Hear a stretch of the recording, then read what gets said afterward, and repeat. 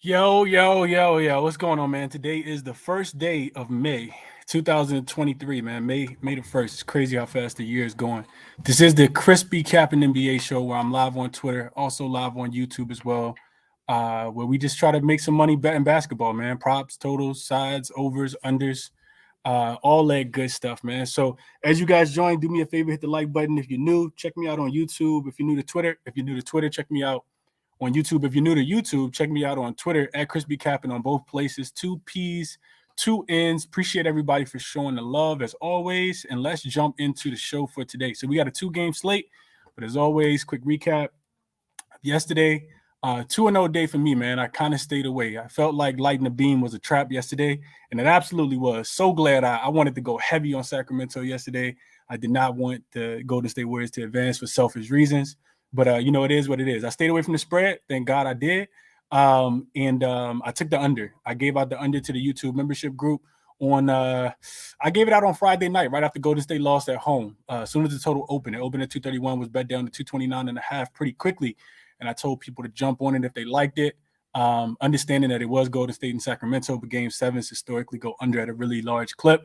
And that was in the write-up. Then also, total got a little out of hand, a lot of points being scored early in that game yesterday. So the total went up to 234.5 at the end of the first quarter. And I gave it out live. I even gave it out on Twitter for to people that's not members. So shout out to everybody who tell me on that in cash. Both totals went under. I think they finished with like 220 points. So 2-0 day yesterday, 1-0 day on Saturday. Also gave out the over on Saturday to the members as well, to the YouTube members. So 3-0 day after having that 2-team money line parlay that did not cash on Friday. So hopefully we can kind of keep it trending in that direction, man. Count starting to look nice, withdrawn a little bit, feels good. So let's get into it for the games that we have today. 2 games on the board. Shout out to everybody in the chat. 2 games on the board. Let's jump into them. So first game we got is the Philadelphia 76ers traveling to Boston to take on the Celtics tonight. Line in this one opened at Boston laying 6.5. That line quickly shot up to 9.5 with the news about Embiid being listed as questionable. Then, being listed as doubtful. It's optimism that he may play tomorrow. In game 2. But he did go through shoot around today. I have yet to watch the video. Didn't see what he was doing. But this one feels fishy to me, man. It just feels fishy. I don't have a play on this game at all because it feels like the regular season in my estimation. If Embiid does play, that changes everything about this game, from how you look at Boston, how you look at, of course, how you look at, Philadelphia, how you evaluate player props, how you evaluate totals, spread, everything, included. So in my estimation, man, it just feels like, and this is just me. Like I don't listen to a lot of people. I cap the games and look at it for what I see it. The Celtics coming off 3 days rest, so they super rested in the spot. The Philadelphia 76ers are coming off 8 days of rest. I'm going to let that sink in for a second. They beat Brooklyn last Sunday and swept them without Joel Embiid. Joel Embiid didn't play in that game. So Joel Embiid has had about 10 days off. Why is it 2 hours before game time we don't know if he's going to play or not? What are we waiting for? Like, let us know. Let us know something. So for me, I know he's not supposed to play, but to me, I feel like Joel Embiid could potentially be ruled into this game. And if he is, like I said, it changes everything. It definitely changes how I see the game. So as always, man, I don't take a lot of time on these games where, I don't know what's going to happen because, Maxi's of the world, which I'm pretty sure a lot of people are on. Couldn't talk anybody off of him, but, you take that line before Joel Embiid gets ruled in, then he gets ruled in, Maxi number is going to go down.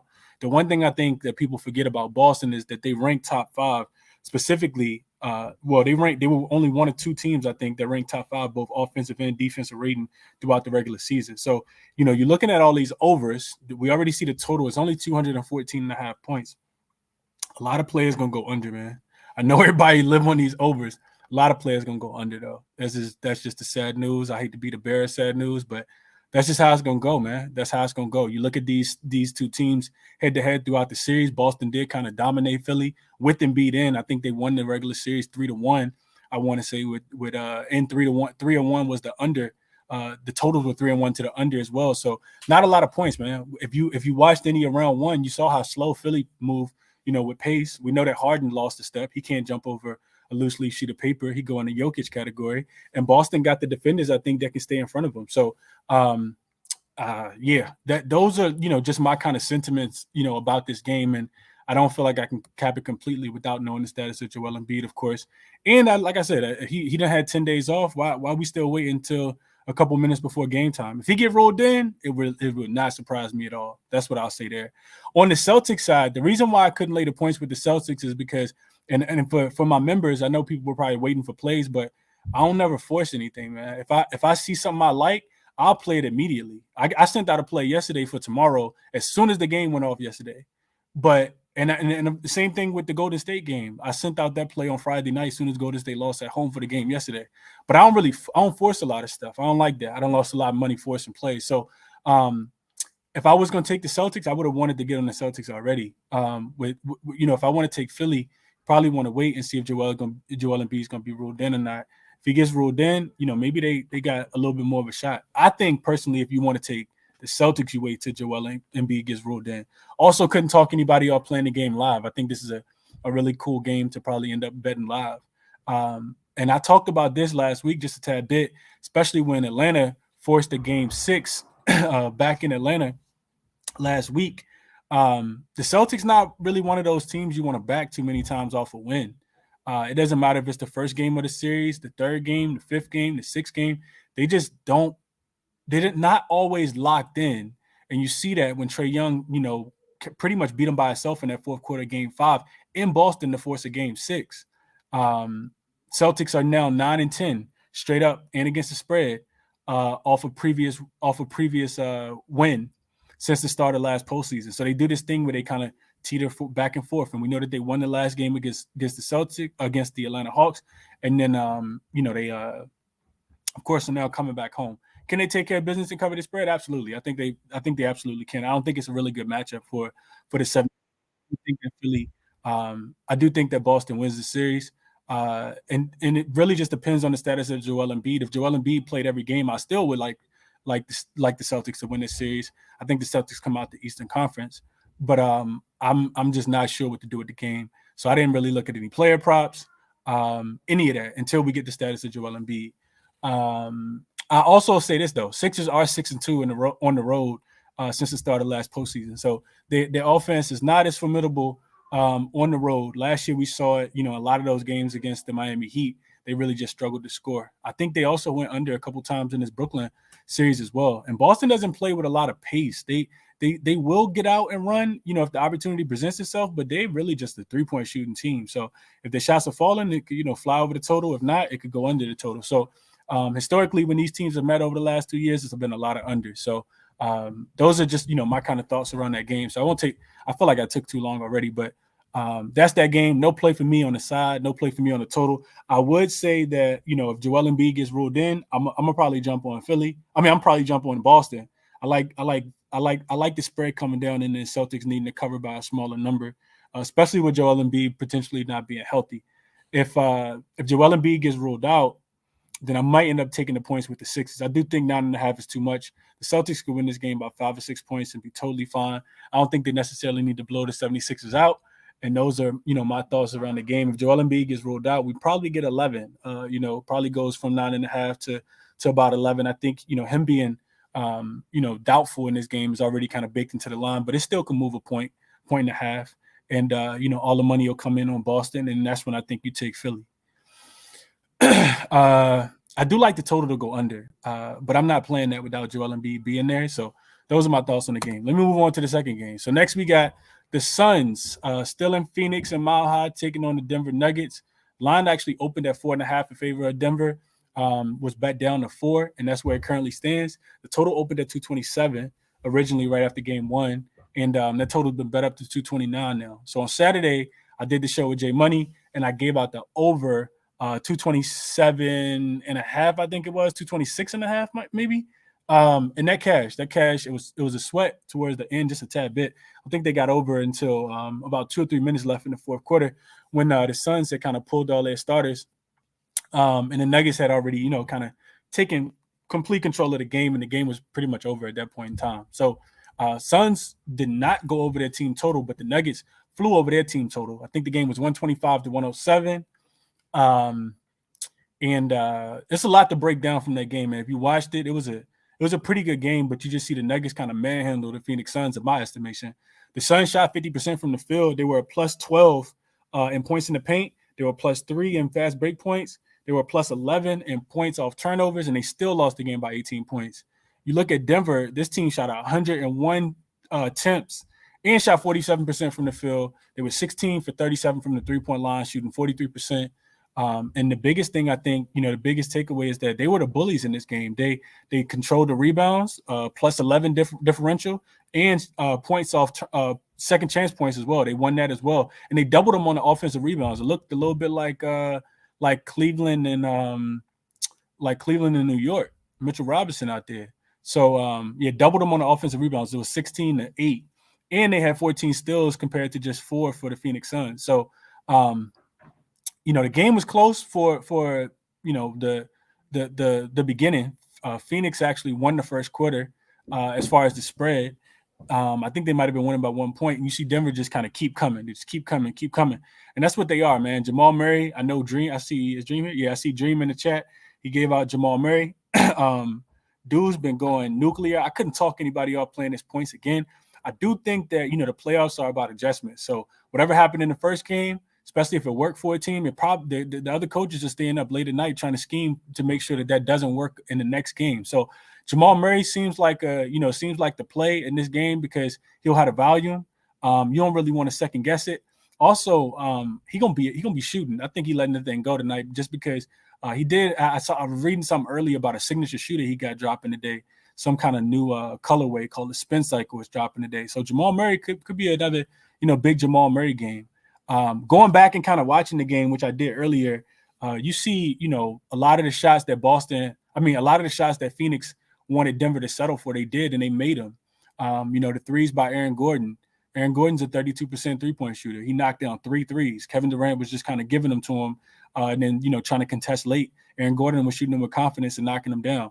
Jokic rebounds, I think, is absolutely in play. It's probably going to be in play every single game of this series because dude's almost like a magnet.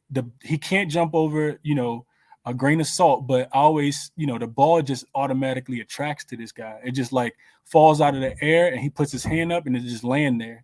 It seems like pretty much every single time with this dude rebounding the ball. So I know his rebounds sitting a little high at 13.5, but he had 19, I think it was, in game 1, and he had 30 rebound chances. And that was with Phoenix shooting 50% from the field. So if Phoenix shoots a little bit less, we know Jokic is going to be out there for 44 to 45 minutes as long as it's a closely contested game. I do think that there's a way that Jokic goes over his rebounds again today. 13.5, I think it was minus 125. I couldn't talk anybody, I've taken it at 14.5 for plus money if it's offered on your book as well. Getting a little plus money. I don't think there's anything wrong with that. As far as opposite side, you go through and, everybody want to take D-book points. Everybody want to hop on KD points. The thing I think, we really got to take into consideration here is if you watch the game, you see that every single time Devin Booker and Kevin Durant try to run any kind of pick and roll, Denver was trapping it every single time to get the ball out of their hands. They weren't doing the same thing when Chris Paul ran the pick and roll. You kind of want Chris Paul to shoot, as weird as that may sound, because he doesn't shoot the ball nearly as well as Kevin Durant and Devin Booker do from the mid-range. So Denver did a really good job of kind of doubling, zoning up, bringing weak side defenders over, bringing strong side defenders over, and kind of zoning up on the backside of the floor. If Phoenix is going to continue to, have trouble spacing the floor, then I think Denver's going to, utilize that same game plan. Of course, Phoenix is going to make the adjustments, and that's one of the biggest reasons why I don't necessarily want to mess with this spread. I don't feel like Denver, the Nuggets, the Suns are going to go down 2-0, but Denver's tough at home, man. I read the stats off on Saturday. I think there's something like 32-4. They were 32-4, so now 33-4 straight up at home in all the games that Jokic played in, including the playoffs. So it's not a team you really want to fade at home, man. The spread did go down from 4.5 to 4. I think I'm going to sit on the sidelines, grab the popcorn, probably watch the first half, and then fall asleep because the Lakers do play tomorrow, and I'm way more interested in that game if I'm watching the East Coast, if I'm watching the West Coast game. So yeah, just being honest with you guys. I wake up in the morning, catch the rest of it. Couldn't talk anybody off playing KD points. I think he's gonna be ultra aggressive. I think they're gonna be, a little more physical with Jamal Murray. You hear, if anybody watched the post game interview, you hear, Kogi talk about, having to be a little bit more up in him a little bit. And we'll see if, the referees are calling fouls or if they can get away with that. I do think that, with the total is going up, of course. And I still think that it probably goes over. I just didn't play it. I think with the adjustments, we could see, a few more turnovers from both teams. And both teams shot the ball pretty efficiently as well. I mentioned Denver shooting 47% from the field and Phoenix shooting 50%. So those are the things that kind of talk me off the under, because I feel like, even though Phoenix hasn't necessarily been known to play defense throughout the postseason, the Clippers were getting pretty much whatever it is that they wanted in that last series.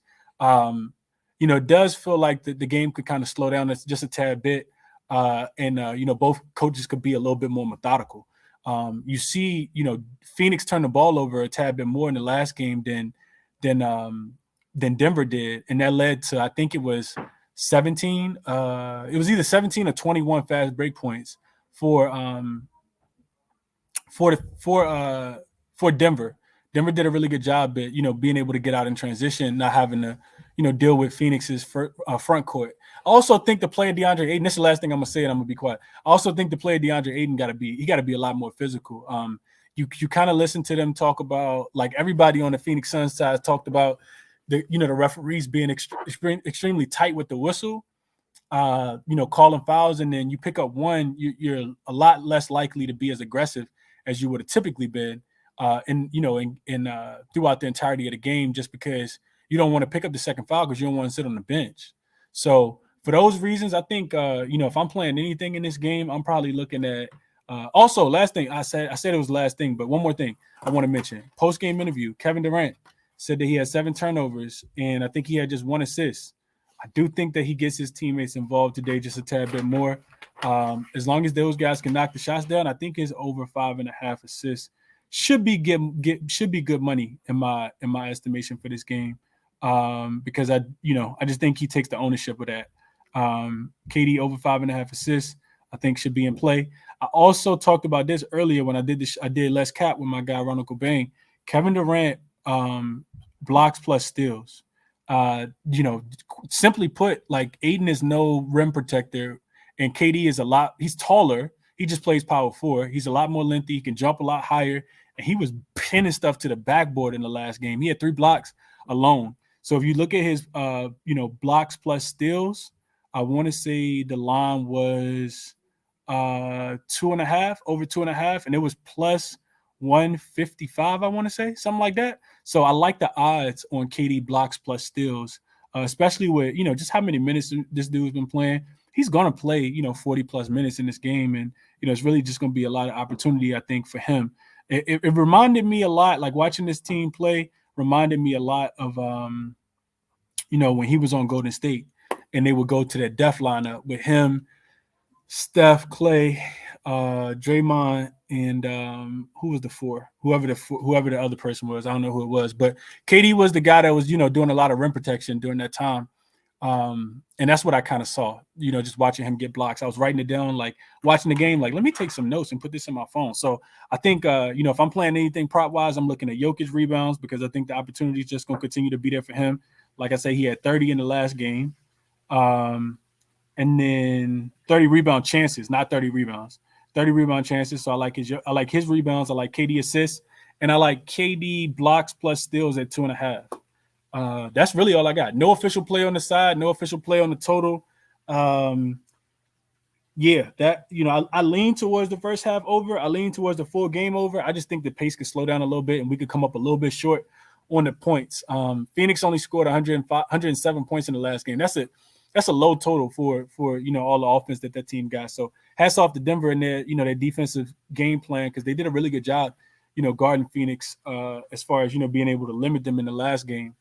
So those are my thoughts for the game, man. If y'all got anything y'all want to share, send me a request. Also, hit the like button for me if you can. Drop your plays in the chat. Shout out to my guy Prolific. Said he can't believe it's made. No, that's a fact. Same thing. Same thing for sure. Twitter is working. Ayo Cuddy, AE Cuddy, I think. What up, Fremons? Eric says hit the like button for your boy. Appreciate you, Eric. Says he doesn't trust Boston with a big spread. Me either. I'm not laying with Boston on a big spread, especially after a loss. I mean, after a win. I need Boston to kind of get punched. When Boston get punched, that's when I like playing them. I'm not laying the points for Boston in this spot. Unless Embiid comes back, then I might lay him. Embiid under if he plays. So cool. This is the thing. I think I don't think Missoula is gonna double. I don't think they double Embiid. I think you just let Embiid get his right against Robert Williams, against against Al Horford, against Grant Williams. You just let Embiid do what he do because you don't necessarily want to let all the rest of those guys get going. I'd much rather let Embiid cook. Let Embiid go for his 35, 40, and then keep Maxey and Harden and Tobias Harris and PJ Tucker and DeAnthony Milton. Keep those guys, Gorgeous Niang. Keep those guys off the three-point line and get into any kind of rhythm or groove. I think is the best possible way to play. So I wouldn't look at Embiid under his points if he does play. I think you let Embiid cook, in my estimation. Did you touch on first quarter yet? No, I didn't play the first quarter of either one of these games, Davis. I'm not specific. I'm not 100% sure which one you're talking about, but I didn't play either one of them. Not a lot that I'm liking today. Don't want to force anything either. Let me get a couple of the guys up real quick. Let's see. Tatum always goes under against Philly. 3 times says. I didn't look at that. I have to take a look at that. I know he hit the game-winning three-pointer earlier this series. I remember that. Malik says Aaron Gordon is 6 for 6 at one point. Was 6 for 6 at one point. I have to imagine some regression from the Nuggets. Yeah, that's what I'm thinking as well, Malik. Like I said, if I'm playing that game, I'm taking the points with the Suns. I'm not one of those people that want to bet against the Suns, especially after they lose a game. They've only lost twice, since KD got there. So I think they'll make adjustments. I think it's going to be a much closer game, of course. I don't know if they win, and I don't necessarily want to fade Denver. Denver's look good, man. For as bad as Denver look in them last 15 games of the season, they look hungry and motivated. It look like they've been overlooked, even as a 1 seed. So, I can't fade Denver right now either. Hard to beat a team if you get out rebounded. Suns got to tighten up on the defense. Yeah, I think another thing to take into consideration. I don't want to talk too much because I'm giving out everything, but I think KD rebounds are absolutely in play as well. I think it's 8.5. Or it might be 7.5 rebounds. He's gonna have to come down there and help out, to help Aiden out to get those rebounds. So I like KD. I think it's in my best slip. I didn't play anything. I have no bets played except the one bet that I gave out for tomorrow. I did play the bet that I gave out for tomorrow to the YouTube membership group already, and that line has flew already. That line's gone. So hopefully, I think it's still gone. Hold on.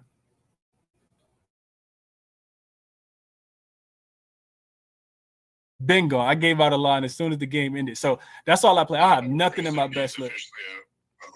Embiid is officially out? Yeah. I just sent you the report. Oh, shit. I missed that. Okay. Appreciate you, I my guy. was trying to share the tweet. I don't know how to, but I put it in the comments. Yeah, so James, you just go to it, you click on it, and then you click in the bottom right, and then it says share to. Well, no, it's right. Yeah, share to. You just hit the top. It says ChrisBeCappinn NBA show. You can do that with any tweet. But I appreciate y'all sharing that. I was a little skeptical. It took too long for them to make that announcement. And let's see what else I'm on real quick. I mean, not what else I'm on. Let me get through the rest of these comments. KD rebounds, KD blocks and steals. Frank was on it before I said it. Okay. Chris, I lean that first half over. It's going up to 111, I think. Yeah, I can see the over going in play. Star Child. I know you're talking about the Denver and Phoenix game. I would only be able to look that way as well. What's up to my guy S. Dot? He said that correlates with KD under points. I would not play KD under points today. I would not do that, man. Appreciate y'all letting me know that Embiid got ruled out. Shannon says Philly-Boston game under. Harden under his points is the way I would be looking as well. The line's probably going to go up with Embiid being out. I like it even more. Probably going to be more of a maxi game. Any looks on Tobias Harris double-double? I don't play Tobias Harris, Daniel. Best of luck if you play him, though. Dude can hoop sometimes, but I wouldn't. Not me. All right, cool. Nuggets first half money line or spread. Neither for me, Shannon. Best of luck on whatever you pick, though. And let's get to the comments, man. 25 minutes from just me talking already in the books. Let's go. Frag Dream Cam. Frag, what's going on, my guy? How you doing? Chris, how's it going, brother? How you doing, man? Hey, I'm doing all right, man. Doing pretty good. Feel good to have a couple winning days in a row, man. Put them together back to back. What you up to, Frag? How things going in your world? Good, man. Can't complain. Yeah, just a quick recap. So when went 2-2 on the half of 3-pointers in the Nuggets game, scraped a little profit out because I had got Jeff Green at plus 110. The one that really kicked me was the Josh Okogie. I kind of figured he would start. He just stunk it up. He didn't really get the attempts I thought he would get. So that one hurt a little bit. Role players play better. Role players, all your role players that you took for the home threes, cash. All the ones you took on the road didn't, right, Fred? Nah. Bruce Brown had missed. Aaron Gordon, you said he hit 3. That was probably my favorite one. And then Jeff Green, I kind of just took it just on a whim, honestly. And I would say got lucky. But I mean, sometimes you need the ball to just bounce your way sometimes. So I was glad I got that. Yeah, at home, right? The home one, they're gonna play a little bit better at home for sure. Okay, I like it. I like it. And then the Jordan Poole under cash for you, man. That was one of my favorite plays. Oh yeah. Did y'all see the reports about? Y'all see the reports about Steph Curry and what he said on the before they get on the phone? He was beefing with Draymond. I got like a clip on Twitter. He was beefing with one of the assistant coaches, and he was just talking out the side of his neck. So he got put in that doghouse. He played decent, but the limited minutes was that's what I predicted. He only played like 20 minutes. So and he was also out there selling. He went out there and tried to do some layups and was getting his shit sent. So that. And then the half unit on the Jimmy Butler under came through for me. He kind of got hurt at the end, but I liked where it was going. I liked the kind of the looks the Knicks were giving him. He missed a couple bunnies, but it came through for me. So decent couple 2 days. Kind of bouncing back from the little L's I was taking. Like it, Frag. I thought about you when I saw Aaron Gordon hit them 3-pointers. Them things was wide open. It's just Katie snagging off, sagging off and stuff. So yeah, for sure. What you liking today, Frag? What you looking at? Okay, so my first play is gonna be Jaylen Brown 24.5. It's one of my favorite plays, honestly, in a while. Just with how JT's been kind of just struggling as far as just having a good shooting percentage and just chucking a lot of threes. I stated before, JB gets busy, man. He gets busy, with the layups, the mid-range. He just attacks the rim at will. Like, he don't really settle a lot for, contested jumpers. And I just think Philly has no answer for these two guys. I mean, it could be a JT game, but I just feel like his line's a little too inflated with how he's been playing. But, I mean, he could get hot. I feel like he's kind of dealing with maybe like a finger injury. He got the thing wrapped up around his thumb. So I think maybe that's what's been affecting his shooting. But I just like JB, man. He just attacks the rim. Just, they might – I mean, there's going to be instances when he has Maxey and Harden on him. I mean, it's just going to be food. Like, it's just food. So that's my first play. I went just a half unit on it, not trying to give all back, give all the winnings back. So I went a half unit on that. But I do like JB, man. So I think game 1, I think he comes out swinging, to be honest. Okay. What else you liking? And then I'm kind of mad Joel is out. This was going to be the Al Horford game, man. This was going to be the series. Al Horford was going to be the cash cow, but unfortunately he's out. I'm not too sure exactly, if they're going to go with Paul Reed. I'm pretty sure they will. The inexperience with Paul Reed could kind of benefit, Al Horford. He don't really play that much, and now he got to deal with a guy that shoots a lot of threes. He's probably not accustomed to dealing with that. So, I lean Al Horford threes, and I lean his 8.5 points, which is something I'm not going to get to. I just got to see how Paul Reed is acting out there. He kind of seems like a high IQ guy from what I've seen, but he is young, so he could make mistakes. But just a lean for me there. But Al Horford 3 threes is sneaky. It's definitely sneaky. He hasn't been on shit the first round of the playoffs. So this could be the Al, the Al series. I was plotting for Bucks and Celtics to play in the Eastern Conference Finals, and that's where I was going to make my money with that drop coverage there. I was plotting on it, but they don't took my cash cow away. Yeah, Jimmy said nah, Frag, next year. Yeah, next year. So So that's just the lean there. And then the Suns and the Nuggets game. I see. You're talking KD rebounds, you're talking KD points, you're talking KD assists. I'm taking PRA 41.5. Man, this guy gonna play 40 minutes. They need his rebounding. This guy could drop 40. So I mean, you said he got to get a couple of assists. The assist is kind of sketchy because it's just like, who he gonna really pass to out there? Just him and D Book. I mean, CP and Ayton they just look terrible out there, man. I don't know what they're doing. But I'm pretty sure he could, pick up a couple of assists playing 40 minutes. You could like stumble into those stats. You know what I mean? So I just think it's a minutes play there. They definitely need his rebound because Ayton. I don't know if you've seen that clip where Jokic was just like playing volleyball with the shit. Just standing under the basket. Like, get your ass in there and box out. Do something. I think he had one foul already, Fred. I can't remember the exact situation, but I know. No, that's a fact. But if he goes to the bench, then you gotta rely on Landale. So that's what I be telling. Like, watch if Jokic picks up a foul in the first 3 minutes, watch what Jokic do. Y'all gonna think I say he got a magnetic arm and just the ball fall into his hand. Jokic ain't gonna have no rebounds to get in foul trouble because he gonna try to get it far away from the paint as possible. Watch. Yeah, for sure. No, I agree with you. So KD points, rebounds, and assists over 41.5. I could not talk you off of that, right? Big game for KD today. Yeah, just a half the unit. And then these are just going to be 2 quarter unit plays that I kind of just kind of some fun bets, just trying to see what's maybe KD comes out ultra aggressive. I just want to find the lines on FanDuel real quick, just so I got the right numbers for the people. So it's going to be KD. It's going to be the top point scorer in this game. I got it at plus 195. I think it's a decent value for him to just have the most points in the game. I mean, I feel like he's the best scorer out of the 4. I mean, probably maybe Jokic. He has a better matchup and he can score maybe a little bit easier, but he don't really score that much. You know what I mean? Like as far as like he can, but that's not always been his game. So.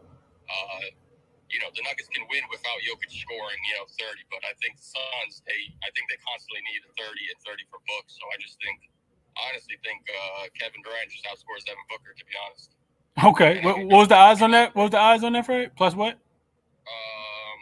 My bad. 1 second. It is. Shoot, where'd it go? Plus 195. So yeah, plus 200 on him to just have the most points in the game. I just think it's a little fun bet, just a little something. Yeah, that make a lot of sense to me. I mean, probably the greatest score we ever seen. I could not talk you off. Down 0-1 makes a lot of sense to me. Makes a lot of sense to me, Fred. And then just another one on that, just gonna be another quarter unit. It's on FanDuel. It's under like the player points. Is KD just get 10 points? Like first, he's the first player in the game to get to 10 points. KD first to 10. Yeah, KD first to 10. I think plus 340. Shoot, I'll put a quarter unit on just to see how it comes out. Gunn, he make his first 5 shots, and I'm looking like a genius. That's a fact. So KD first to 10. You said it's plus how much? 340. 340. Yeah, that's crazy. That's crazy good odds there. Damn. Okay. I'll take a stab on that for sure. Yeah, I mean it's gonna be either him, Book, or Jamal Murray. I would assume. I mean one of them 3. Yeah, that could be. That's pretty much the 4. And then just one last thing, man. That 25 points each, man. Freaking Jokic, man. Short about 1 point, man. That shit was pain, man. Straight pain, man. That's why you sprinkle on them joints, man. That's why James call them blunt money bets. That's exactly why. That was the good look. But honestly, I wouldn't be to like run it back. You took the words out of my mouth, bro. I was gonna let you finish, bro. But I think that's something you just play. Like if you liked it, if it don't hit. You gonna kick yourself if you don't play it next game and do hit. That's kind of one of those bets that you just run, every single time, and you run different variations of it too. If you play all of them at 25, make sure you put something on them at 20 as well. You know what I mean? Because you're gonna get plus money when you put all of them at 20. So they high usage guys, they're gonna play a lot of minutes, a lot of burn, a lot of volume. The game's really for them to them to have to play that well. So I like the looks, right? I like the looks a lot, man. Yeah, facts. And just one last thing, man. Prayers to all the Lakers fans, man. Steph Curry's coming, man. This is bad, man. He's coming, bro. This shit is about to get dicey, man. For the Lakers futures, for the Lakers fans, it's about to get nasty, man. Hey, Frank, look. This is where we might have to part ways, my brother, because I think tomorrow Steph under 31.5 is one of my first looks. And yeah. It's gonna get real spicy. I ain't put the play in the chat yet, but I've been talking to some sharp minds, and I would like to say I got a pretty sharp mind myself. That +5 looking real good, the under looking real good, and Steph under 31.5 is the looks that I just put it out there now before I even put it in the YouTube membership group. And then nothing is official yet. I haven't played anything, but I've been doing my due diligence. Y'all know I don't get on Twitter. All I do is study sports, and I'm liking what I'm seeing, Frag. I'm liking what I see lined up for tomorrow with LA and Golden State, man. We'll get there tomorrow. We'll get there. We'll cross that bridge when we get there. Appreciate you sharing all the looks, my guy. Yeah, appreciate you, and hope everybody has a good day. Speakers, listeners, and drop a follow, drop a like, everything, man. Shout out to Chris and all the guys up here. Absolutely, man. Definitely drop a like from my guy Frag, man. Definitely out here eating. I think Frag might have been the only person who came on the show on Saturday, and one of the only people who came in on Saturday, and definitely gave out some winners. So shout out to Frag, man. Everybody, evaluates different markets, look at everything differently. My girl Ali in the chat. Let's go, Ali. Lakers in 6. I like it, Ali. I don't know about that, but I like it though. Let me keep it going. Dream, you are up next, my guy, and then Cam, I'm coming to you, and then Stephen right behind Cam. What up, Dream? What's the vibes, man? Man, it's good vibes, Dream. It's good vibes, man. It's playoff basketball. I've been smiling all day. My jaw's hurt. I've been smiling so much, man. How you today, Dream? Yeah, man. Same here, man. Everything is good. Recap last time I was up here. I'm glad y'all told me because I forgot. I'm like, damn, what I gave out last time? So it was Jamal Murray. He covered that, but it was Payne, man. I gave out his 35 at +1,000. He finished with 34, man. Just seemed like it always like that, man. Always. Payne. But yeah, we're gonna move on. That was the only straight I gave out on that. So been pretty much 500, a little above 500 the weekend after that. So try and get a little more momentum going. I got 2 plays and a couple looks, so I'm gonna keep it short and sweet. I don't know if the homie monotone here. I'm not gonna steal his thunder. Hopefully he come in here because I got a feeling he on one play. So I'm gonna get up to y'all. If you don't come in here, I'll wait to the end. But yeah, I'm on Tyrese Maxey over assist. I gave it out yesterday afternoon. I got it at -2.5, -132. I'm sorry, -2.5. I got it at over 2.5, -132. It's at 3.5 right now. Plus money some places, -105 some places. What is this, Dream? This Maxey? Yeah, Maxey over assist. Okay. Maxey over his assist. So basically, I played it yesterday because the number stuck out to me. That's normally how I start capping these props.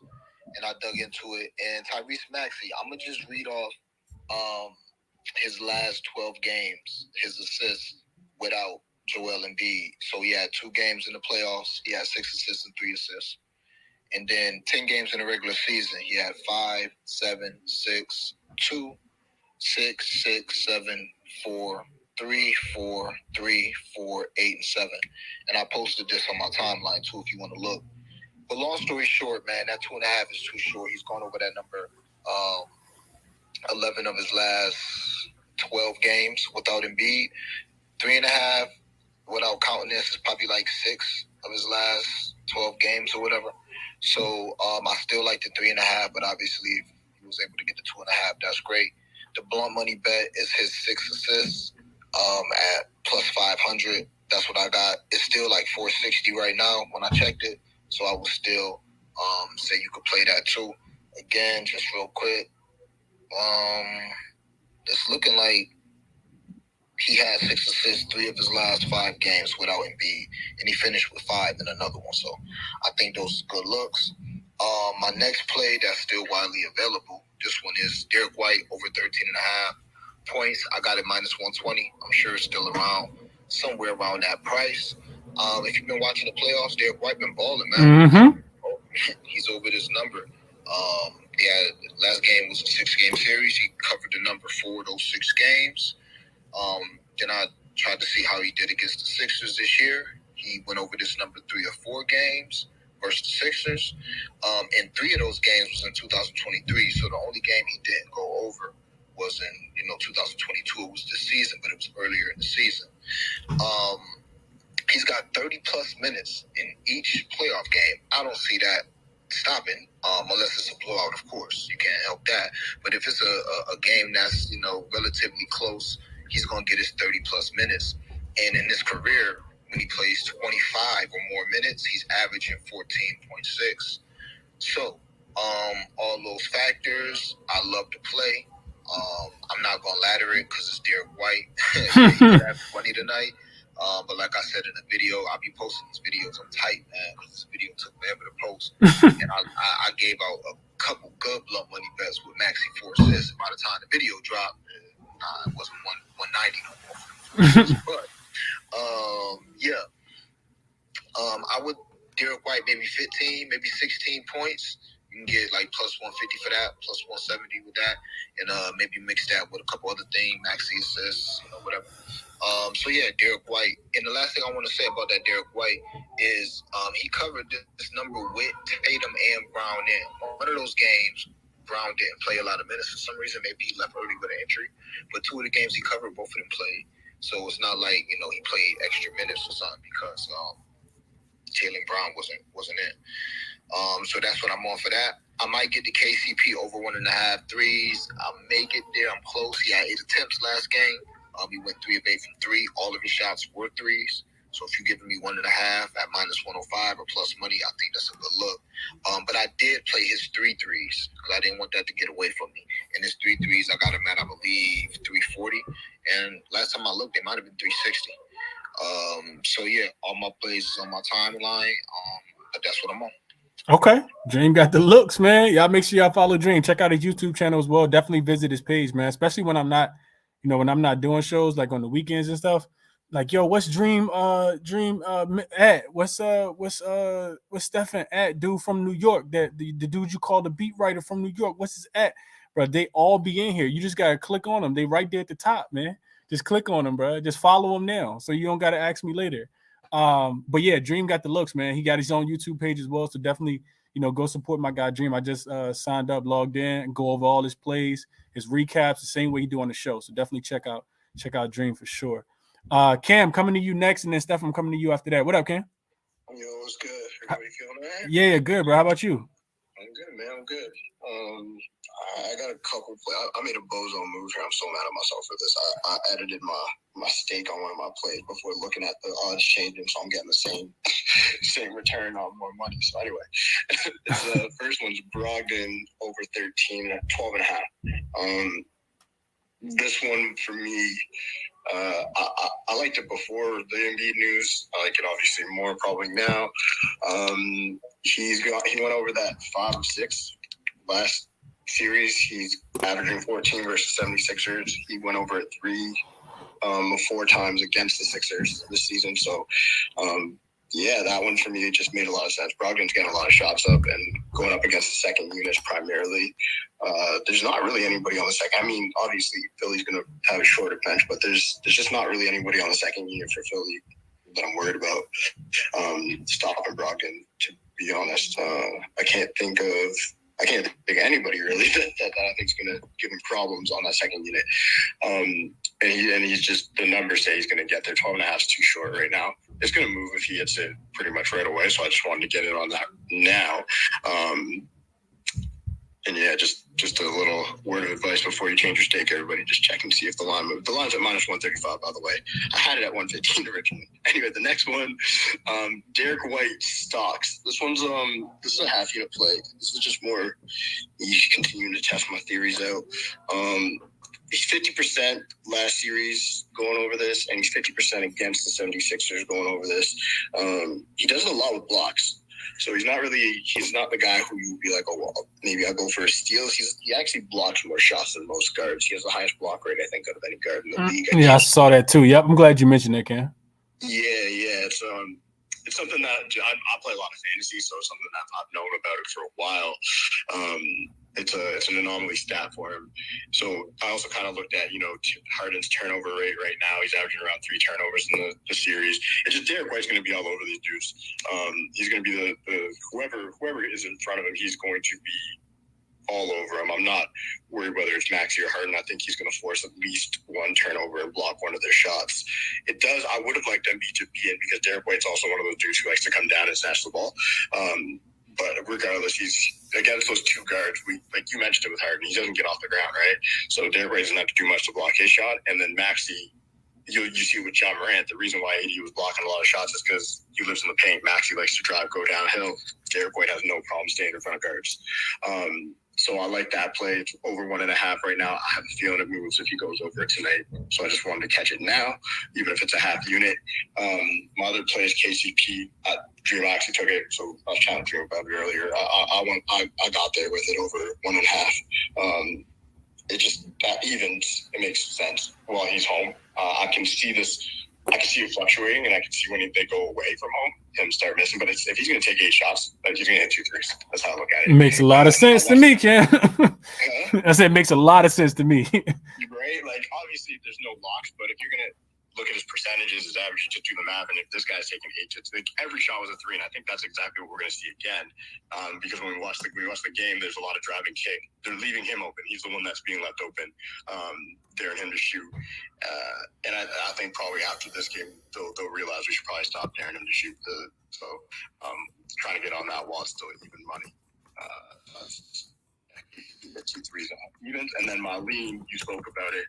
I'll probably get there. There's almost no way I don't get there. We'll see. But plus 160 for Durant stocks. Busy on defense in the last game, and I always say I wanted to watch to see who's going to be that person. Chris Paul seems like he's going to have his hands full with Jamal Murray, and I don't know if we'll see. He'll probably have one of those big games where his defense is nice. But Booker and Durant are the ones that I'm watching for this series because I don't think they'll be able to move their line over 2.5, and I think they're both going to get there consistently because of their activity. Kind of nailed what you said. The Durant analysis, basically, what I was going to say. He's blocking shots. He's kind of playing the 8-year role. He's getting in there, and he's playing. He's taking it serious. He's taking it not serious personally. It feels like he's playing hard defense. It's not this regular season anymore. He doesn't have to chill. So he got there with 4 last time, and it's a line that he does hit quite often every now and then when he's serious about defense. So at plus 160, it's hard to ignore. It's real hard to ignore, even just a half unit to see where that lands. So that's a lean for now. Most likely I will get there before the end of the night. It's the last game. So it's kind of like if all my other plays look like they're going to shit, then I may not play just for unit preservation, but good chance I get there. Like it. The other thing, so Cam, all your plays make so much sense to me. I think Derrick White is super sneaky. And what I want to say about Derrick White is you got his stocks at, is it 1.5? It's 1.5. Yeah. Okay. And it's minus 115, so it's like it's still in that nice zone. Right. Like you said, if he hits it, it's going to probably shift to at least minus 125, minus 130, right? And we know what Harden's been doing, like you said, as far as turning the ball over. This is another play that I would just write down and just kind of keep in my bet slip. And this is probably one that you can play over and over and over again. Like every game, kind of like AD blocks last series that made you. I know that made you a lot of money, Cam, and anybody that told you in that, because he went over, I think, every game except game 5 before the Lakers came back home and closed it out in game 6. So, and you was off of in that game too. So to me, it kind of feels like, I know Dream mentioned his points, which, he's one of those guys that fly under the radar. But we talk about, like Tatum not being locked in, or his bad shooting when he shoots 1 for 10, or 2 for 8 from the 3-point line, whatever the case might be. But it's guys like Derrick White who, pick it up. And the reason why they win in these games still because they have so many guards that can do so much. I don't think anybody's come on here and gave up Marcus Smart yet, but Marcus Smart, has played well. He played well in the last series. Everybody just focuses on Jaylen Brown and Jason Tatum, and more so on Jaylen Brown, which makes a lot of sense, like Frag said, because he's, the more aggressive of the two. But guys like Derrick White definitely bring a lot of value to this team, like what Dream was saying. So, his steals, his blocks, his stocks, like you said, Cam, but also his points.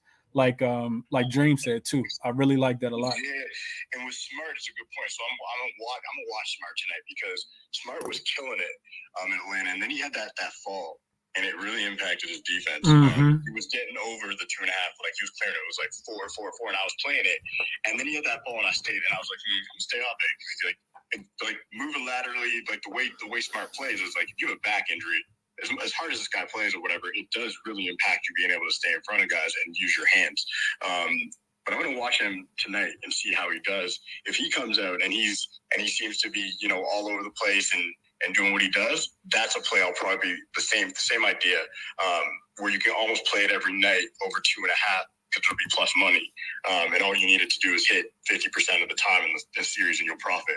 And yeah, I agree with you on the Derek White. If he goes over 1.5 tonight and they don't move it a lot, you play it again, and then you just kind of see what the books do and see if they adjust, because this is going to be that series where the guards are going to go downhill a lot, and you want those dudes who are going to stay in front and use their hands to just deflections, anything like that, come down on empty, hands up, block. It's just these small things, and it's like the books just really haven't fully adjusted for defense yet. I've noticed it's some of the plays they've got there with, but they're not quite ready for. They haven't quite got there to understand what's happened in the playoffs. At least what I've noticed. So yeah, a few guys you want to watch. Like Smart's definitely one to watch tonight. Also Jaylen Brown.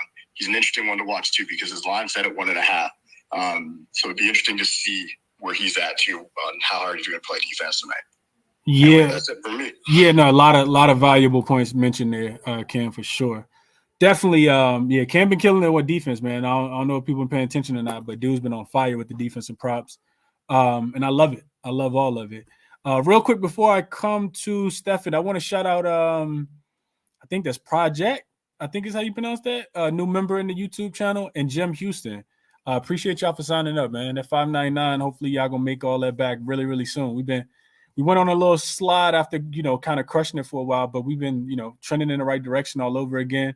I'm gonna try to make a few more videos, but for me, it just seems a lot quicker. The line I gave out yesterday it moved so fast that by the time I could get it to the chat, like it was gone. Like, so no way I was gonna be able to make a video. So if I see something that I really, really like, I try to, put it out quick. So it'll be more of a post than a, actual video, but the videos will be coming. And then, like I said, after basketball, we'll definitely be hopping on some MLB as well. So yeah, appreciate y'all for joining. Let's kick it to Stefan. Interested to hear what he got to say today for the game slate. And shout out to my guy. My guy was at the game yesterday, all over the TV. He got more minutes than Julius Randle did yesterday on camera time. I don't know if people saw it on his page or not. What up, Stefan? That profile, I'm like, yo, that's my son. My boy on the TV. I missed that, yo. That's crazy. Yeah, bro. It was hilarious. I was actually, because my friend hooked me up with seats for the game. I was actually sitting like a couple feet away from Julius Randle. In that first quarter, when we were up like 10 points, I was going crazy. And then, the Heat did the Heat thing. They came, oh my God. Like, that was terrible. That was terrible. But it's going to be a long series, though. We'll see. But I'm only on 2 plays tonight. I'm staying light. First play I'm on, I hate taking inexperienced players and role players, especially on the road. But I'm going to take Paul Reed's rebounds at 8.5 plus 100. Man, my voice sounds terrible. But no, I'm going to take his rebounds at 8.5. I just think that it's like really good value, where I think that if he blows it up today, that, Embiid doesn't play game 2. I don't think it's going to be like that plus 100 it is right now. It's a small sample size. He's played like over 28 minutes 4 times this year.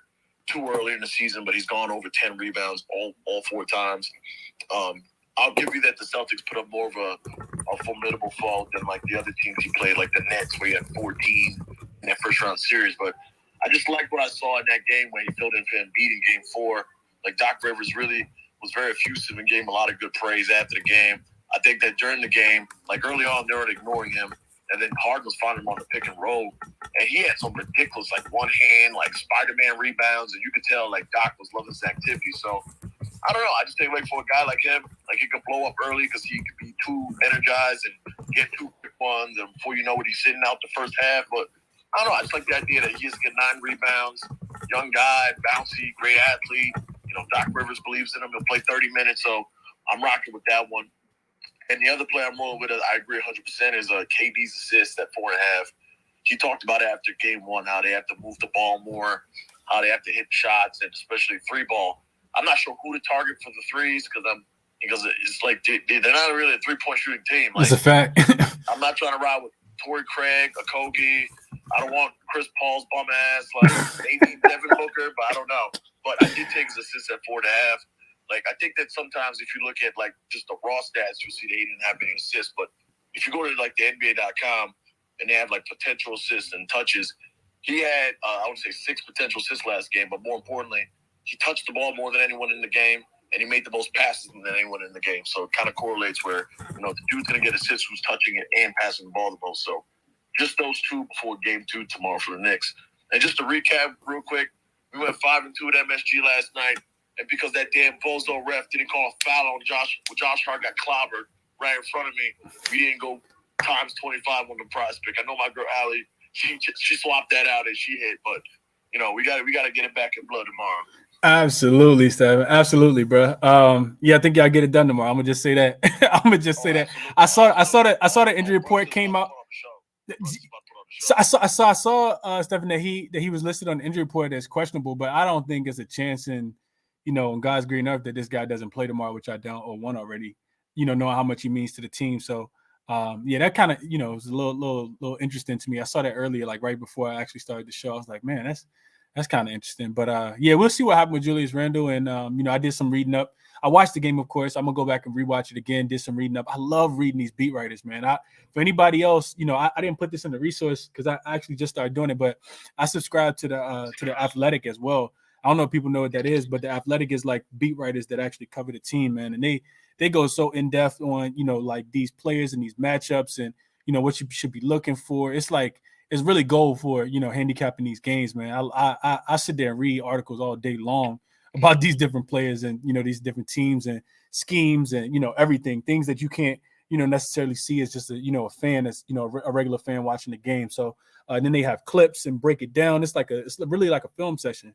So yeah, I they don't pay me to promote them, but definitely another good resource as well. I think it's like $3, $4, $5. Something like it's something cheap a month. And I definitely they do all sports, so you can do NFL, MLB, pretty much a write up on whoever covers the team every single night, and it's really in depth stuff on there, man. I really enjoy the Athletic a lot. So yeah, real quick, what Stephen, did you have anything else?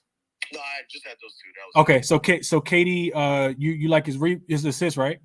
Yeah, his dimes and Paul Reed to please stay out of foul trouble so he can grab these 9 rebounds. 8.5 rebounds. Okay, got it. Okay, now I like them. I like both of these. I'm probably gonna get that with Katie rebounds too, because I just got to think that they switch up something defensively. I just haven't played it yet. I gotta you like to play and then you kind of you sleep on it, you think about it. You don't want to overthink it, but I don't know. I just sometimes I get in my own head sometimes too. But yeah, I'll probably end up getting there. I'm probably gonna get there too, depending how this early game go. I'll be honest, like I don't think you can expect Ayton to help on the glass. That dude is sharp as all. That's a fact. That's a fact, Steph. I agree. I definitely agree.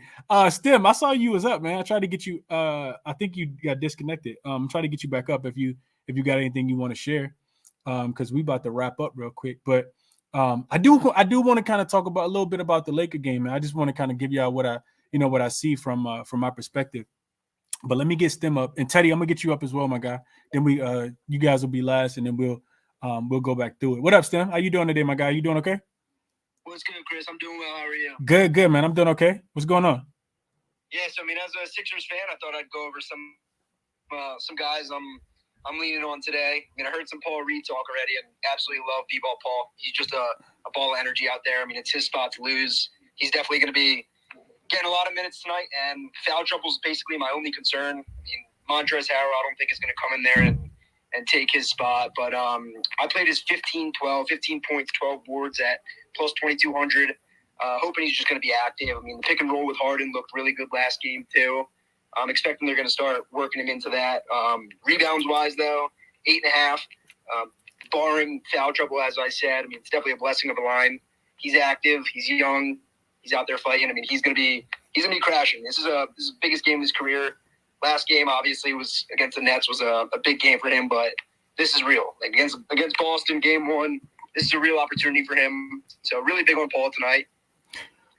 Stem, real quick, Stem. You said 15 points and 12 rebounds, right? Yes, 15 and 12. I also ran 15-15 with him and Al Horford at plus 8,000. I mean, Al just absolutely Okay. Now keep going. I like it. Yeah. I mean, it's definitely a long shot at plus 8,000 for a reason, but Al eats us up. I'm expecting him to hit at least 2 threes tonight. Probably, I'm thinking around 3. I like his value. Plus 220. I mean, he eats us up. Al Horford, he came to us. He was garbage.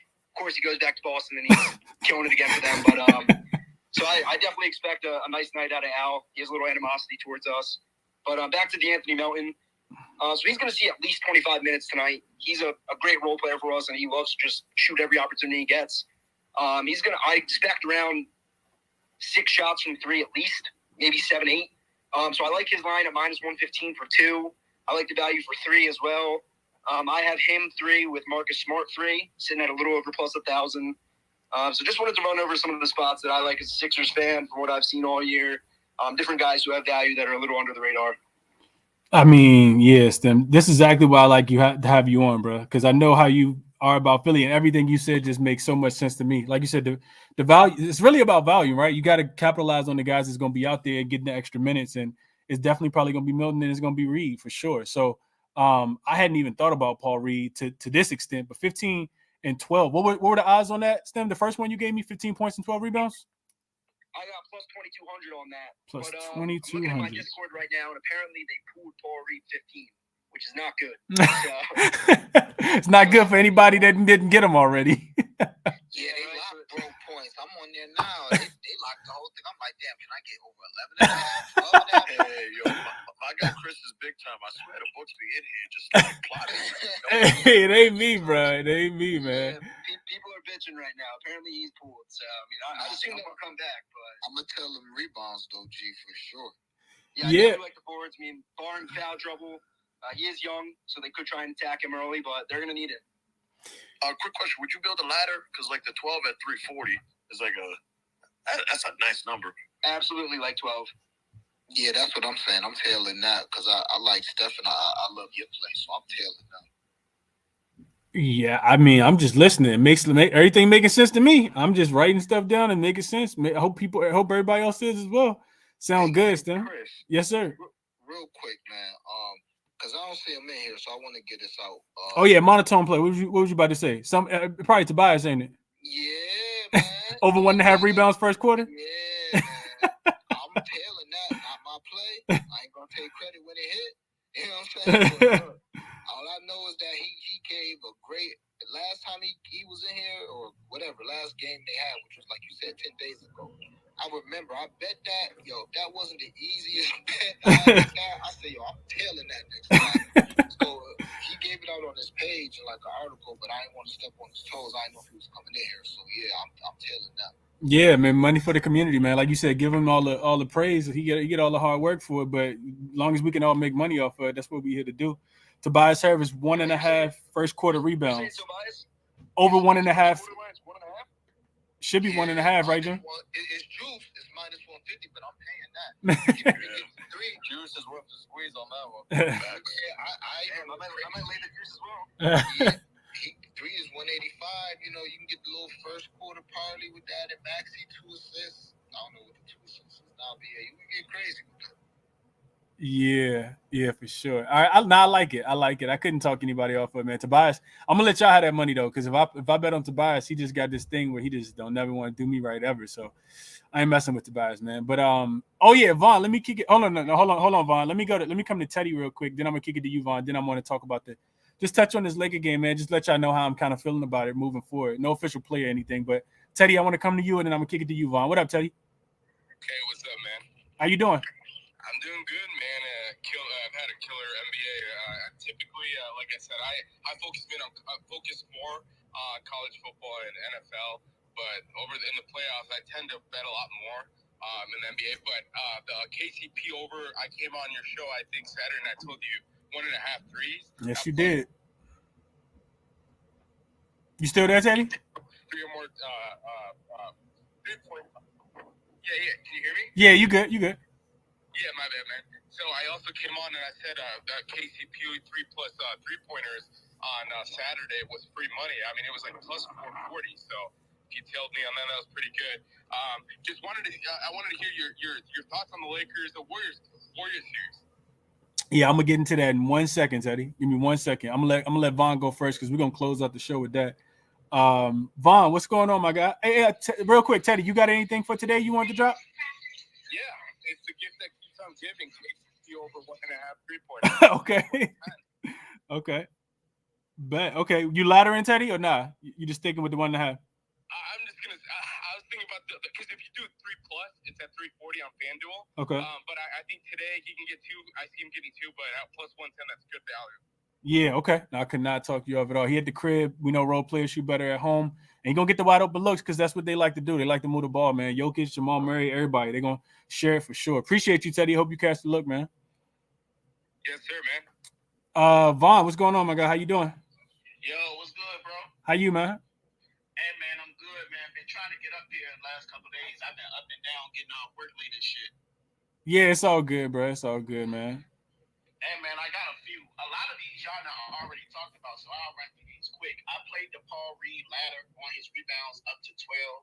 I got 8.5 for plus money on FanDuel a few minutes ago. I took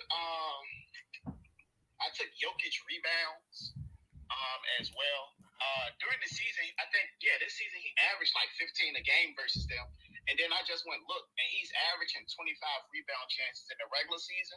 And then, like you talked about earlier, he had 30 rebound chances last game. So it's hard not to take somebody rebounds with that many opportunities. That's a fact. So I'm on the Jokic rebounds. Also, a person I haven't heard anybody talk about today, I'm on Michael Porter Jr. threes. So his line was at 2.5. Last 2 games he hasn't played that good. So he played really bad in the closeout game against Minnesota. He didn't shoot particularly well in the last game. So just kind of like, I ain't gonna say in a bounce back spot, but just kind of to get back around what his averages are for the season. So I'm on the Michael Porter Jr. threes. If you want to take his points, I don't blame you. But my long shot in that game is Devin Booker, 8 assists in the win is plus 500. He had 8 assists last game. The only thing that scares me about this is he had 8 assists, but he only had 8 assist opportunities. And I don't know if they continue to hit at that percentage on his particular passes. But at plus 500, I think it's worth the sprinkle. And I do think that Phoenix finds a way to win this game tonight. So I like the Devin Booker. That again, I got it on FanDuel, 8 assists and a win. The player performance double was plus 500.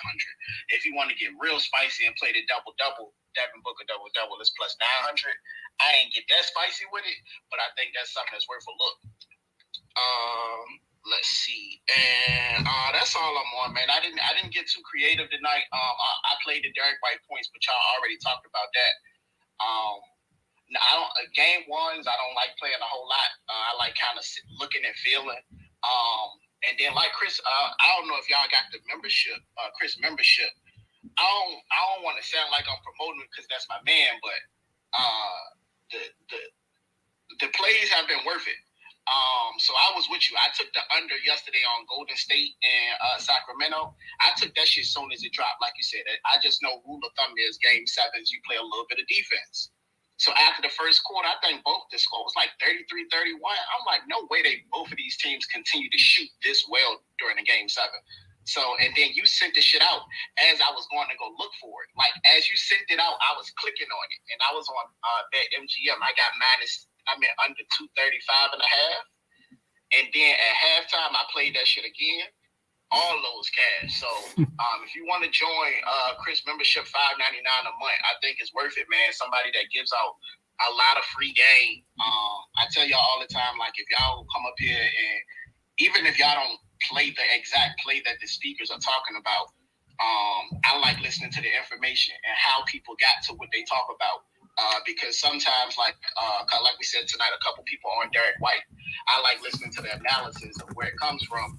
After I cap my shit, because if I cap something and then I hear Dream come in here and talk about it, Fred, Monotone, Finesse, Chris, anybody, that just hypes me up a little bit more to play it. So I'm big on, getting the information. So it's a lot of people up here that gives out a lot of information that's worth telling. So I appreciate the speakers, Chris for the membership, shit like that. And let's keep cashing, man. I love what you're building with the community and how you provide everybody a platform. No, I appreciate that, Vaughn. Appreciate that for sure, my guy. Best of luck. The MPJ look, he do, Vaughn. So it kind of makes sense, man. It definitely makes sense. And I think I'm gonna get there on Jokic rebounds too. I mean, just kind of like you said, it kind of makes sense. 30 rebound chances. Ball just kind of find him, as long as he don't get in foul trouble, which he'll let people go around him so he don't get in foul trouble. Should be another big rebounding game for him today. So like the looks from Vaughn. Appreciate the love as always, Vaughn. And Yeah, I'm gonna kick it back to Frag real quick, and we're gonna touch on the Laker game and get up out of here. What up, Frag? Yeah, man. Definitely shout out to Vaughn, man, for the kind words. And I just had two things. First, the Derek White and Brogdon plays I think are kind of definitely sneaky. This is coming from a guy who got money on Jaylen Brown today. I just think with them focusing on JB and JT, I think Brogdon and Derek White just get lost. They're just going to be on the back end, just slashing to the rim, getting to the cup, wide open threes. So. I definitely think those guys are sneaky tonight. Definitely with just the attention JT and JB just gravitate. It's just a lot of attention towards them. And I think Brogdon and White, they could kill the Sixers low key. I think they could really be Sixers killers. To be honest with you. Yeah, I mean, it makes a lot of sense to me. It makes a lot of sense. I think the one thing that hasn't been mentioned yet is Tatum, right? Nobody's on Tatum points today. He doesn't typically play well against the Sixers. 4 games this season. He had a 35-point game in game 1 back on October 28th, but he had 12 points, 18, and 19 in the other 3. But nobody talking about his rebounds and assists today.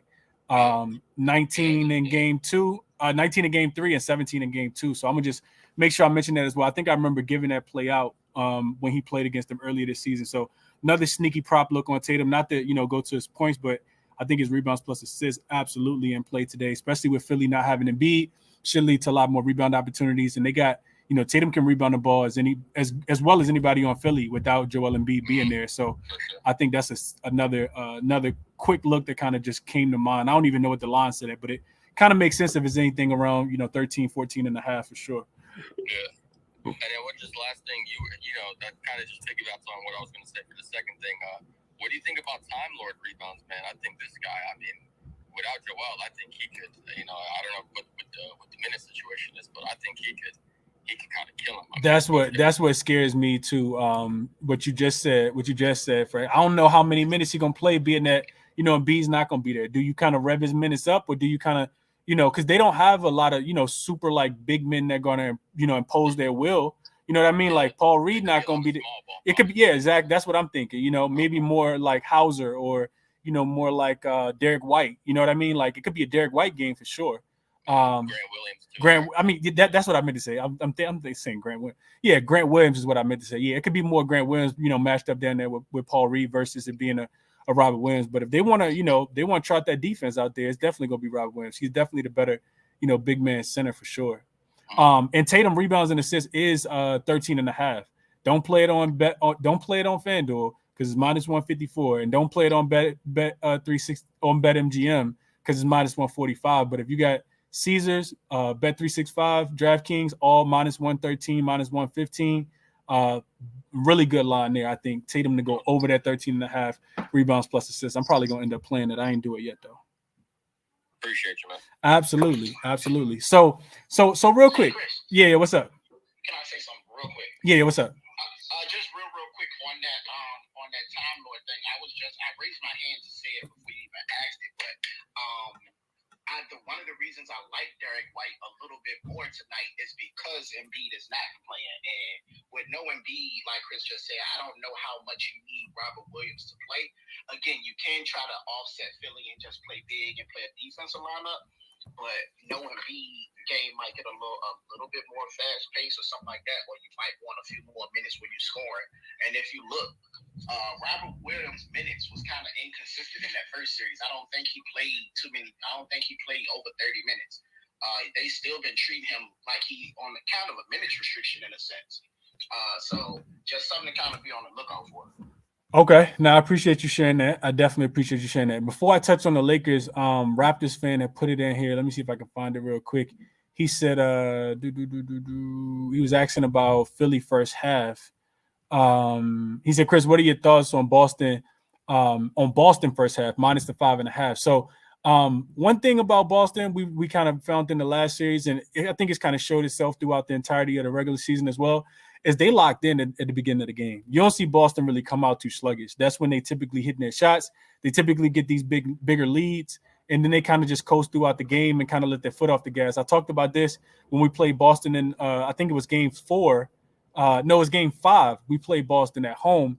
Was it game 5? It was game 4. I think it was. Yeah, game 4. We played Boston at home. First half, I think it was -7.5. And or is that game? I think it was game 5. Yeah, game 4, game 5. Either way, I think it ended up being -8. And the 8 was a push because this team does get out the big leads, but and that was them being kind of lackadaisical. So I couldn't talk anybody off laying that 5.5 for the Philadelphia 76ers in the first half. One of the things I looked at two things. So I looked at the Celtics as 10-point favorites, which the line is up to 10 now. When they're home favorite of 10 or more throughout the regular season, they win in the first quarter by 4. They win in the second quarter by 3. And that's, like a solid 4, 29.6 to 25.6. Also won in the second quarter, 31.9 to 28.4. So that's another 3-point gap. That makes for about a 7-point 4 plus 3. Yeah, that's 7 points in the first quarter. And then the third quarter and the fourth quarter is typically when they let up a little bit. So I couldn't talk anybody off laying the points with Philly. With Boston in the first half, the -5.5. I'm not going to play it, but I couldn't talk anybody off that. And I also think that, they let up late. So the only way I play this game is Philly plus the points. I think 10 is a tad bit too much. I can see Boston winning this game by 7-8 points because Philly does keep it a little close. So those are my thoughts on that game. And then real quick before I get out of here, like I said, I wanted to touch on I just wanted to kind of touch on this Laker game tomorrow, let y'all know what my thought process was. Because I've been thinking about this game since Steph had 48 before he even got to the 50 piece. And this is what I'm thinking, right? So I started off with what I think is the most important piece. The most important piece I think for this game tomorrow is the rest, right? We think about the Laker team, they're a really old team, right? LeBron, if you watch the post-game interview from when the Lakers beat the Raptors on Friday night, Bron was talking a lot about how they weren't necessarily losing just 2 hours because they had to fly from LA to Memphis, different time zone, but they were losing 6 hours because the 4-hour flight and then it's 2 hours on top of that. So, when you get this old and you don't have to travel as far, you get that extra time to recovery. Bron also talked about sleeping a lot. To me, it feels like it's imperative. This is not like fanboy. This it feels imperative that the Lakers still game 1 with Steph just going for 50 points in a game 7. Teams that come off a game 7 that have the rest disadvantage typically don't cover the spread in the next game. So when the spread opened up at 4, I said, let me see where it's gonna go. Immediately, I see money coming in on Golden State. The spread moves from 4 to 4.5. I said, okay, cool. Let me see if it's gonna continue to move that way. Earlier, I get on FanDuel. It's at 5. I'm like, okay, this is where I want it to go. So I'm not gonna bet it yet. But my play for tomorrow will be the Lakers plus the points because I do think that they go into Golden State and still win outright the same way they did in Memphis, having the major rest advantage, 3 days of rest to 1 day of rest. I think that's going to come into play. I also think, just watching Golden State last game, man, they're not the same team that they used to be. I know Clay can kind of turn back the hands of time. Jordan Poole looked like he need to go sit in Draymond time out at times. Draymond's kind of lost a step. And I'm not saying all that to say that these guys can't turn it around and play a lot better, but the Lakers have been the third best defensive team since the All-Star break. They're going to figure it out defensively. And to me, it kind of feels like watching Steph go for 50 yesterday, to me kind of felt like watching Kobe have to go for 60, have to go for 50 all the time in the playoffs. And those were the teams that didn't necessarily win. Those were the teams that were losing in the first round. So, Clay's kind of lost a step. Granted, he can play really good defense, which is why I lean towards the under tomorrow as well. I think both of these teams play defense, but I think Golden State's gas tomorrow, man. Having only 1 day of rest. Granted, it's not a long travel to get back from the Bay to the Bay, essentially. But I just feel like that'll catch up with Golden State, man. I think the Lakers gonna win tomorrow, and I think Golden State gonna win game 2. Then, of course, game 3 gonna be played in LA. So that's how I see it going. I know you can call me crazy. You can say I'm a homer because I'm a Laker fan, but I think, with the rest disadvantage for the Golden State Warriors, I think that's exactly how it goes tomorrow. Snag, I see you in here talking about the retirement home going up tomorrow. But if we lose, even if we lose 4 games, Snag, we'll be where your Bucks are, my boy. But yeah, that's how I kind of see the game going, man. I don't think it's gonna be no sweep. So Snag, you tell me which game the Lakers gonna win. I think rest advantage, Lakers gotta take advantage of that, man. I don't think that they're gonna take tomorrow's game lightly at all because the same way that the Lakers are old, Steph's getting a little older as well. Clay's getting a little older as well. Draymond, that beard getting a little more gray than it is black. So yeah, I like the Lakers tomorrow, man. I didn't play it yet, in all transparency, because when I play it, I'm gonna put it in the chat. I just want to see what the number goes towards. Hopefully, the public keeps coming in on the Golden State Warriors. I hope it go up to 5.5, and then I will be taking the Lakers. But I got some time to kind of let it sit, let it dwell. I will play it on a major sports book, like one of the more publicized ones, because that's where the people who don't know how to bet go run and bet the public. So I will be probably taking the best line that I possibly can, of course, and hopefully it gets to 5.5 or maybe even 6. But yeah, I like the Lakers tomorrow, man. I like the Lakers with that rest advantage tomorrow versus if Clay would have went for 50, I would have been like, all right, cool. Steph got a lot in his bag that he can give us tomorrow. But I was looking up some stuff earlier with my boys, and we was just looking at Steph off 50-point games in the playoffs or 40-point games in the playoffs. And he come back down to earth, man, as everybody else do. Same thing as Donovan Mitchell when he went for 72 earlier this season. And I'm not saying they're the same player, but that you just exert so much having to go for 50. So who's gonna step up? Hopefully it's Jordan Poole, because if Poole out there, he played 30 minutes, I think I'm gonna be happy with myself. I think I'll be happy and I'll live with the results there. I see Dream hand up, so I'm gonna come to Dream. Then we getting up out of here. What up, Dream? Just real quick, because we could talk about this a lot tomorrow, but man, I think this is like one of them legacy series for LeBron, man. I think we about to get LeBron on 10 because this whole Curry just had 50, best player of generation. Curry might get 5 rings, all this, man. This is I think we're going to see not peak LeBron, but we're going to see LeBron at his very best this series. That's all I want to say. No, that's a fact, Jay. We'll talk about it a lot more tomorrow for sure. But AD, I think AD got to dominate Looney. He can't let Looney go for these 20 rebound games. And if we get aggressive AD, man, I think I like our chances, man. I just like our ability to be able to kind of bottle Golden State up. Like, it's going to take a lot. They run a motion offense, a lot of backdoor cuts. But I think I like our bench a little bit better. Of course they got the experience, but we got some experience too. Draymond, Clay, Steph. I love those guys. But I'm not gonna sleep on our depth as well. And I think we're gonna make them work too on the defensive end. Austin Reeves, I think Malik Beasley's gonna be a big part of this series. I see his minutes kind of going up. And honestly, in my estimation, D'Lo the X factor. I know me and Frag talked about this the other day, but D'Lo got to be the X factor. No way around D'Lo not being the X factor, because when this dude played well in Games 5 and Game 6 for the Lakers showed that they can go to the next level. If he's out there hitting his shots, getting other people involved, because I will tell you this, defensively, they're gonna be seeking him out. Steph wants him. That's barbecue chicken to Steph. That's exactly who he wants. He doesn't want anybody else on defense except this guy. So it's gonna be up to D'Lo. That's why I say he the X factor. If he can, he won't be able to stop Steph, probably even slow him down. But if he can, kind of give us a little bit of what Steph is giving him on the offensive end, kind of generate some of that for us as well, I like our chances, man. I think we're the better defensive team. And if we play with will and we play with effort, then I think, AD, Sid said it right here, AD got to be the best player on the court. He got to be. I think he was in the last series for sure. He dominated the rebounds. He set the pace. He set the tone.